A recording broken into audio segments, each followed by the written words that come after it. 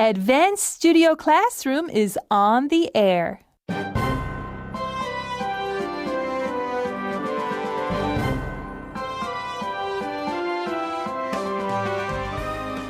Exploring the world's most widely distributed book. Join us today.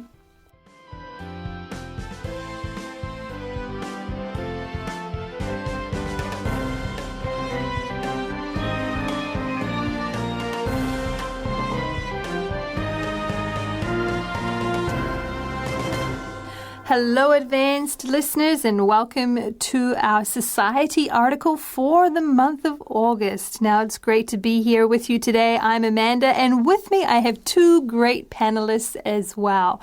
To my right, I have... Hi, everyone. It's Albert, and I'm super excited here today because I don't think I've done a radio show with this combination of fellow teachers, so... Yeah. Oh, interesting. I didn't realize that. Well, who else is in the studio today? Well, hello, everybody. This is Josh. And now that Albert has said this, I guess I agree. I don't think I have ever done this combination of teachers. So it's a first for all of us. Yeah. There we go. Maybe it'll be really incredible or... maybe not. Oh, it will be outstanding, I'm sure. Well, today we are talking about one of the world's most popular books and most widely distributed, as I mentioned at the top of the program. It's considered the most widely distributed book in the world. Albert, do you know which book this is? Well... I feel like everyone knows this, like, as a fact, right? It's the Bible. Right. Yeah. Well, you did mention, in the break there that maybe some people might think it's Harry Potter, and I do think that is an extremely popular book.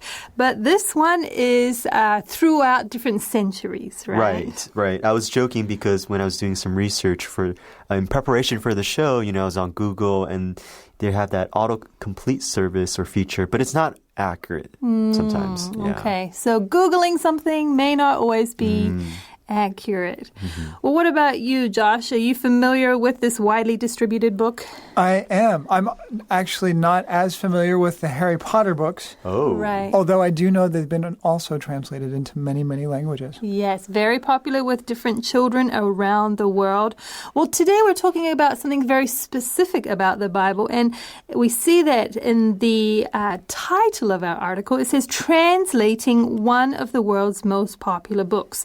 And what is translating, Albert? Well, translating means, you're going from one language to another, and then you're just making sure that you stick to the original intent of the message. Right. Okay. Now, translation nowadays is quite convenient. Ooh, how so? Well, we have Google, as we mentioned earlier. There are many apps on your phone that you can use. I, for one, use the Google Translating app on my phone. But translation hasn't always been so easy, has it, Josh? Not at all. So you can imagine in the days before the internet, it involved a lot of work and a lot of books and a lot of time spent flipping through pages in order to find the languages that you're looking for. Right. I do want to say that I am surprised in 2017 when I'm using Google Translate, it still comes out kind of jumbled. And I feel like, wow, such a...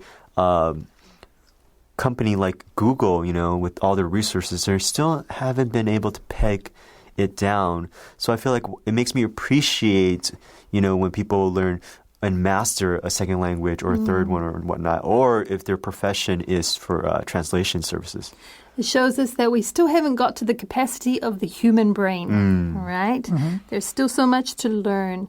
Well, we're looking at this article today, and in our deck we have Technology Transforms Ancient Art of Bible Translation. So we do see that technology, and we will see in this article that technology has a role to play in the translation of the Bible. And so we're going to get into our first reading for today so that we can learn more about that. So if you have your Advanced magazine open, please turn to page 32 or get out your electronic device and join us as we start with the left column.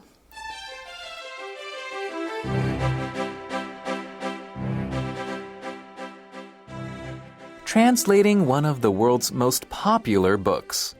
Technology transforms ancient art of Bible translation. For most of its 50 years, Florida's Wycliffe Associates built offices, guest houses, training centers, and airport runways for volunteers who travel to other countries to assist Bible translators. But in the past 2 years, the nonprofit has transformed the way it goes about its mission. Now, as it celebrates its golden anniversary, the organization's ambitious goal is to have the Bible translated by 2025 into all of the estimated 7,000 languages spoken worldwide. The magic is really unlocking the potential of the local people and encouraging and supporting them as a team as they do the work, President and Chief Executive Officer Bruce Smith said. Through computer tablets, custom-designed software, and desktop printers, Wycliffe Associates helps native speakers in their home countries translate and print copies in a fraction of the time it once took.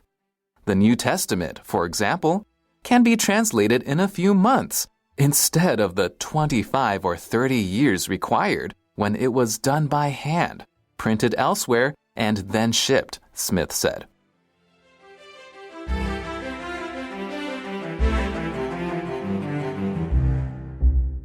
Well, listeners, we are looking at one of the world's most popular books and how it's being translated around the world. And we are introduced to an organization when we first begin our paragraph. It's called Wycliffe Associates. It was formerly called Wycliffe Bible Translators. And we're introduced to the Florida branch of Wycliffe Associates, which has been in place for more than 50 years. So it says for most of its 50 years, Florida's Wycliffe Associates, they built offices, they had guest houses, training centers, and even an airport runway for volunteers who traveled to other countries to assist Bible translators. Now, this sounds like quite the facility that they have in Florida. Right? They even have guest houses. What is a guest house, Albert? Well, a guest house is usually a small, cheap hotel, or usually, something like in the backyard. In the States, a lot of places there's a lot of land, and people can build a guest house for people who come and visit. It's a good way to, be hospitable. Right. Okay. So they seem like quite a self-contained facility because they also have an airport runway, Josh. I don't know many places that have an airport runway. Right. Well, I think one of the things that they have done is they've sort of like also helped create infrastructure around the world, right? So that there are some areas where it's very difficult to get into unless you have the capability to fly small planes into it. So they're also, like, part of their funding was to create this infrastructure to make it possible to do Bible translations around the world. Right. Right, and I may be wrong on this, but from what I know, it's kind of somewhat common to have an airport runway in Florida. It's a big state. There's a lot of open land and marshes and swamps. So there's areas that are not easily accessible by roads via cars. And just having a runway sounds fancy, but it doesn't mean you're running an airport. It's just a strip of land for a plane to be able to land. Right. Okay. I think it's because we think, wow, you have a runway, you must have an airplane. Right. Which seems to cost a lot more money than a car. Right. Right. But this is true. They are translating the Bible around the world, so they need to go to many different places. And as Josh mentioned, sometimes to places that are not easily accessible. Right? They're going to people groups that maybe the language has not yet been translated. And so they could be in very dense places like forest or very inaccessible areas. Well, what do we learn about them in the next sentence, Josh? Well, so in the past 2 years, the nonprofit has transformed or changed greatly the way it goes about its mission. Okay, now we know that its mission is to translate the Bible into different languages, and they've been doing this for many years. Just a little bit of background on their organization. They were started by a missionary And officially they had an office in 1942. So that's when they first started translating as an organization. Now, of course, translation of the Bible has been going on for many centuries before that. Obviously, before the printing press, people were doing it by hand, which would take a long, long time. Right. There were not many people that could read. It wasn't something that was required for day-to-day living. It was perfectly acceptable, like socially, to just be, just not having that skill. Right. Right. Okay. So we have gone from having handwritten translation to then the printing press. The printing press came in around 1450 AD. So then they were able to print it by printing press. And now, today, we have the internet that has largely increased the ability to be able to do that. But we learned something about this nonprofit organization. What are they celebrating recently, Josh? Well, they're celebrating its golden anniversary. What is a golden anniversary? Well, so that's the anniversary you have at 50 years. Okay, good. So anything that is 50 years in length is a golden anniversary. And they actually have an ambitious goal. What is their ambitious goal, Albert? Oh, I feel like the word ambitious is so appropriate for this. They want to have the Bible translated into 7,000 spoken languages worldwide by 2025. Okay, that is a lot of languages. Yeah, and that's sort of a rough estimate of the total amount of spoken languages on the planet. Right. Right, it represents that, doesn't it? And so their goal is to have the Bible translated into every language around the world, and especially 7,000 by 2025.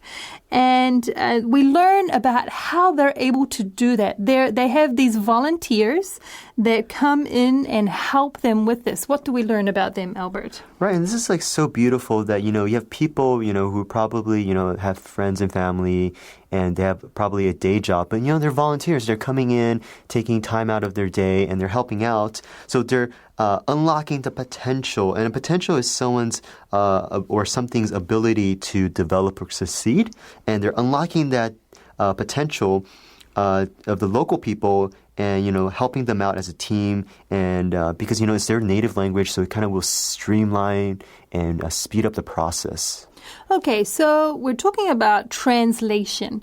And when we talk about translation, you're going perhaps into different countries and you are working with the local people to translate it into their language. So you really need a lot of communication and coordination with the local people. And that's what Wycliffe Associates does. It has this organization that has the ability to go into many different countries, work with the local people, and get the Bible translated into their language. And so when it says the magic is really unlocking the potential, it's also working with these local people that may not know they have such a great ability to help with translation or help even with language, and just really tapping into that and helping them to do that. They say there's encouragement and support that they give to these local people through Wycliffe Associates. And what are some of the ways that they translate or go about translating the Bible, Josh?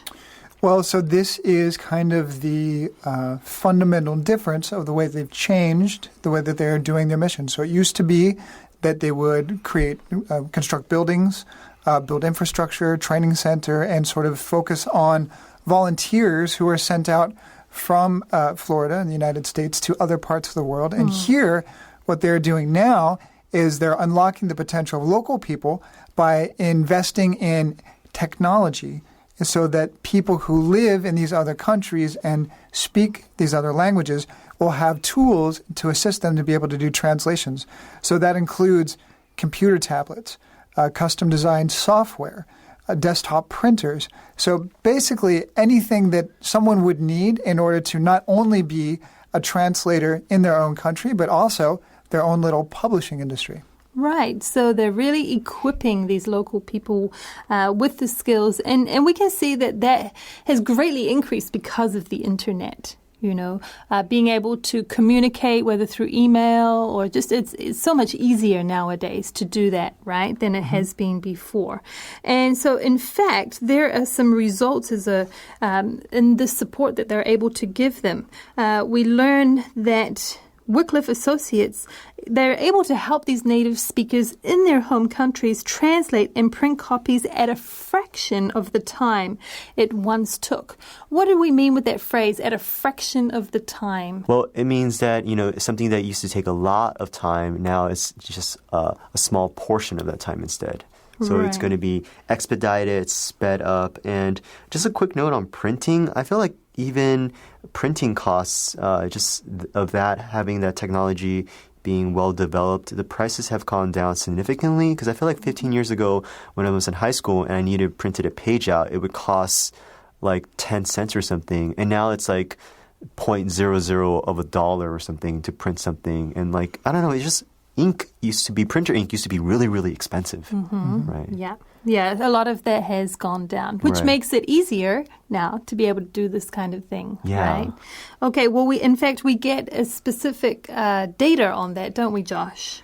So this is a pretty massive difference, right?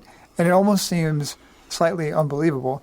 So it says that the New Testament, for example, can be translated in just a few months, as opposed to the 25 or 30 years that it used to take when it was done by hand and then printed in a different location, so not in the area or in the country, and then shipped as well. Right, because of technology. Right, you're able to do so much through the computer, through the internet. I mean, imagine you, in the past, they would need to write everything by hand.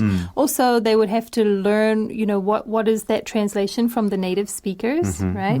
And then they would need to ship that back to where they need to get it printed, right?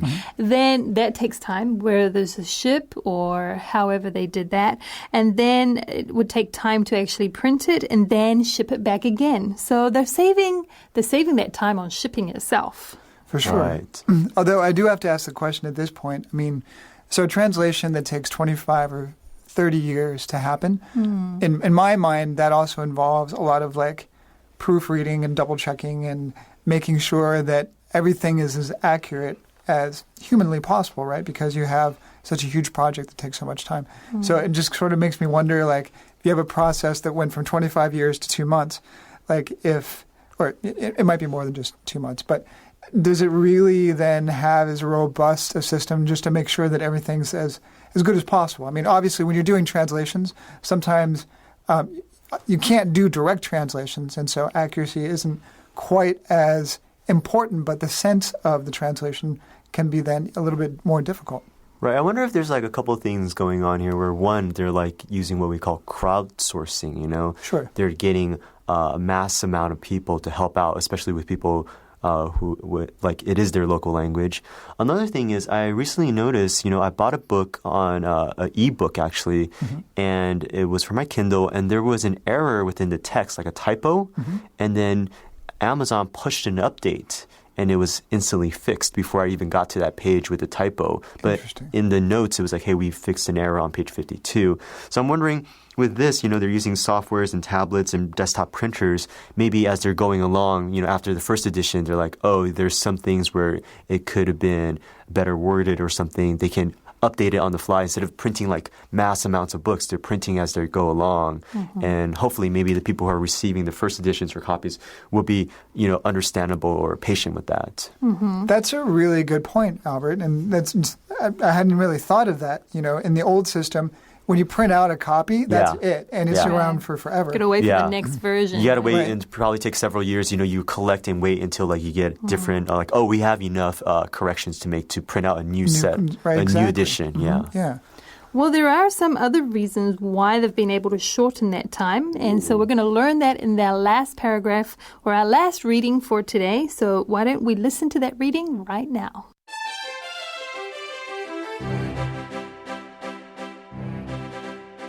No copyright restrictions. In 2014, Wycliffe Associates shifted from American to foreign translators working through their local churches. The nonprofit, using a new translation method, provides a version of the Bible, free of copyright restrictions, and translation tips for complicated sections. As a result, the book was translated into 600 languages in 2 years, with the goal of adding 400 more this year. These people are the experts in their language and culture, and that's what translation is about, Smith said. The backbone of Wycliffe Associates is its 7,000 volunteers worldwide. They serve in key management roles and also do a variety of jobs, including train other volunteers. Many are winter residents who live in an RV park on the campus during their stay.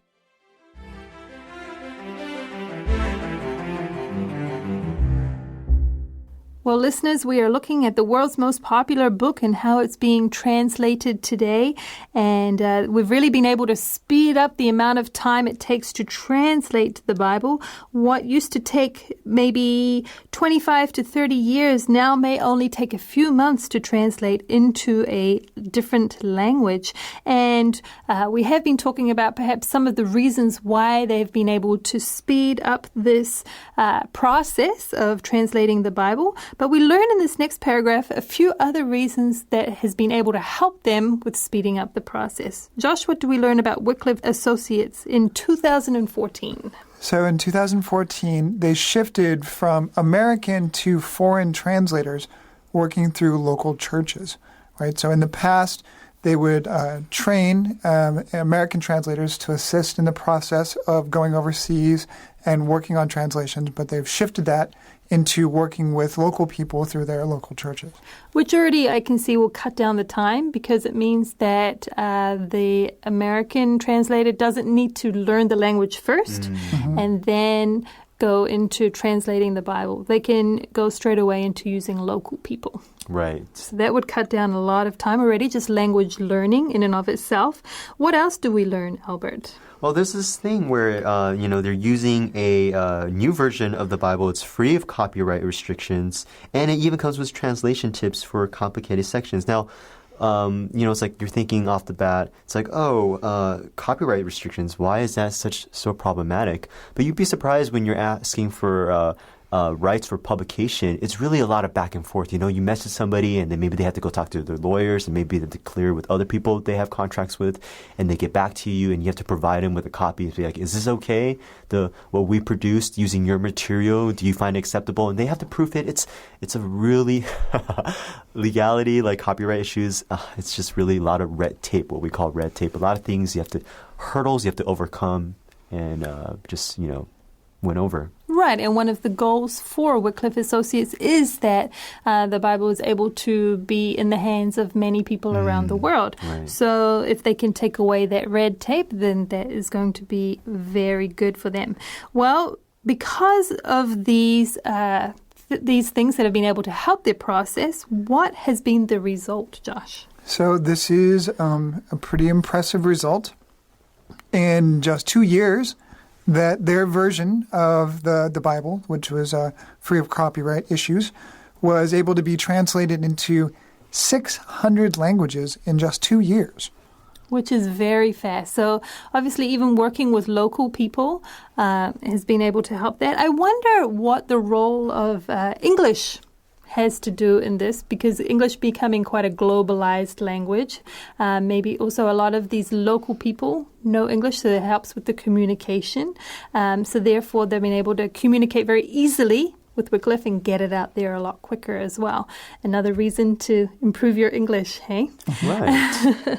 Well, we see also that they have another goal of doing what, Albert? They have a goal of adding 400 more for this year. That's a lot of different languages. It is a lot of different languages. I mean, I don't even know if I could name more than 100 or so different languages myself, right? I was surprised by how there's like 7,000 worldwide. And so this year, the last 2 years they've been doing about 600, so about 300 per year. Now they're like, we're going to go even beyond that, which is admirable. Right.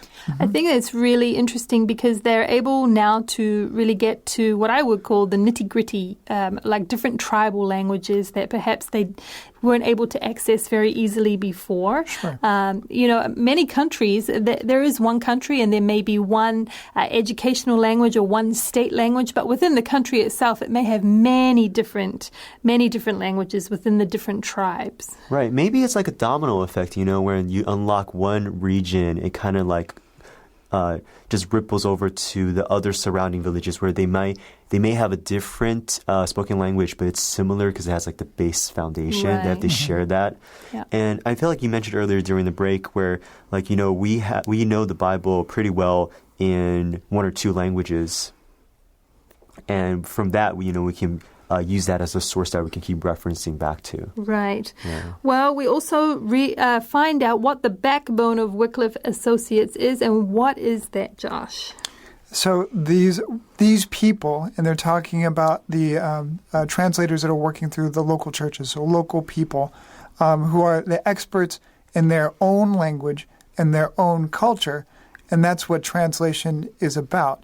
And I think that's a very important point because, as we all know, for people who have had to or enjoy studying other languages that are not your own, is that when the direct translations aren't possible, that you have to incorporate a cultural component in order to be able to really understand. So in this language, this type of wording would mean this or have this emotional connection for this culture. And so if I'm going to translate it into my own culture, what words can I use to get the same sort of underlying meaning, even though the direct translation wouldn't be the same at all? Right. So local translators are very or vitally important.